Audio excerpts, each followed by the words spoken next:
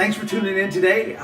Here's a topic that has been all over the headlines, and I just wanted to take a minute or two to talk about a specific piece of it. And it's all of these allegations and complaints around sexual harassment. Now, I don't want to get into the kind of the details and quagmire of that issue because we could be here for hours, right? But there's an interesting thought that I've heard from a lot of folks. And you hear it on TV when you listen to the different folks that are being accused of these things. And I'm hearing folks say this: what has changed that now it's not okay? And I want you to hear that question for a minute, because when I hear it, it kind of strikes me as, hold on, we've got to think through that. What has changed that now it's not okay? The thought I just simply wanted to share was, it's never been okay. It was never okay to do anything like that in the past either. I think what has happened, though, is the tolerance for it, right?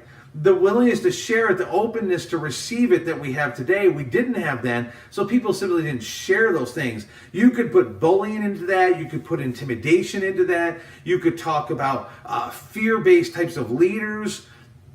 The idea, though, is the behaviors from decades ago, whether it was around sexual harassment, whether it was around bullying or intimidation or leading out of fear or power or authority, was never okay. It was never a good thing to do. It was never right to do. So to ask today, what's changed? Well, nothing's really changed. It's never been okay, and it's still not okay.